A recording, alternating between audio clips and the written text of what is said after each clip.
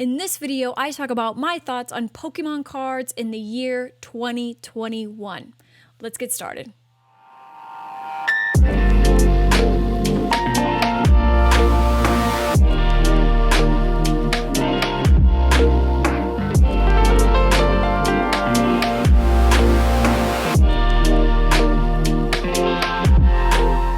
What's up, everyone? My name is Jessica from the Geeked Out Collecting Podcast, where we apply finance and investing principles to our favorite hobby collecting, like Pokemon, Magic the Gathering, Fortnite cards, you name it.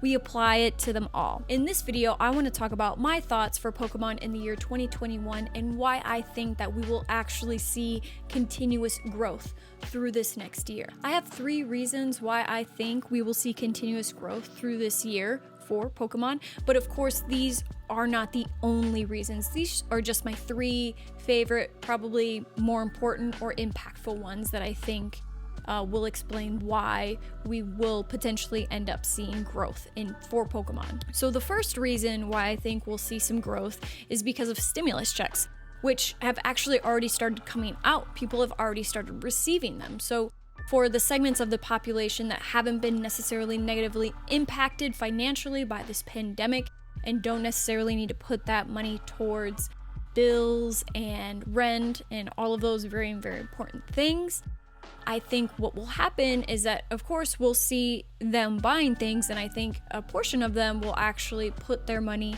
back into the secondary market for Pokemon cards just to expand their collection. So when that happens, we're going to see an increase in demand naturally, which will mean an increase in sales, which will probably push up the prices a little bit. I think compared to the first stimulus checks last year for the $1,200, we may not see that big of a boom like we had seen at that period of time, just because of the fact that we're seeing less money for this second stimulus check. But I think we should still expect sales go up and demand go up and subsequently prices as well. I think the second reason why we should expect to see Pokemon continue to grow through this year and even in through next year is just because of the fact that we're now seeing hedge funds and financial institutions start to park their money into collectibles. Not necessarily just exclusively Pokemon, but Pokemon is definitely one of the collectibles that they're putting money into. So of course, we're talking sports cards, we're talking Magic the Gathering, we're talking sealed product, we're talking all that. So part of the reason is financial institutions and economists and just people who are smarter than me when it comes to finances. They're worried right now about high inflation. We haven't necessarily seen that yet, but with the printing that the Federal Reserve is doing of money, that's definitely something that we could possibly see in the near future. So to hold on to the value of their money, they're going to instead try to park it into assets, with collectibles being one of those assets. As we have seen over the past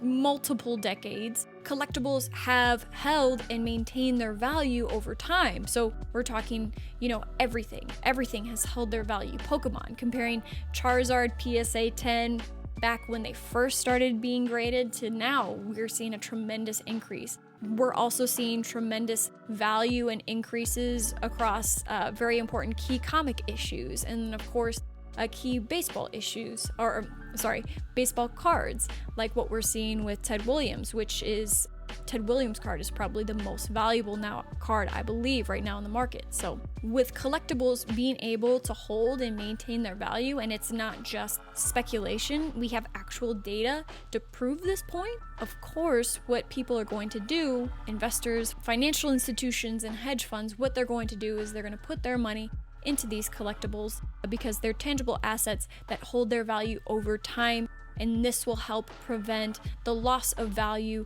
from high inflation if and when that comes. So that is a very important second reason, I think, why we should see the markets grow. And I think the third and final reason why we should expect it to grow kind of ties into the first 2 points, which really just comes down to nostalgia. Pokemon is a very special IP for millions of people. There's a lot of nostalgia tied to it, whether it's parents watching their kids collect the cards when they're younger, or if it's adults who were kids when Pokemon first came out, and they were collecting the cards, and maybe, their collection got thrown out or it got lost or it got ruined. Nostalgia is going to play a huge role in how many different investors park their money into collectibles. So with the nostalgia tied to collectibles and the tangibility of these assets, it's going to be a very favorable way to invest and park your money into something that will appreciate over time. So I think that will also play a role as well. I mean, even for myself, I consider myself a Pokemon and collectibles investor. And what I'm going to continuously do is throughout this year, I have certain types of cards that I think are undervalued right now, and I'm going to continuously be very bullish on buying those cards because I know that they're undervalued. I know that there's arbitrage in there, and I know that it's going to grow over time.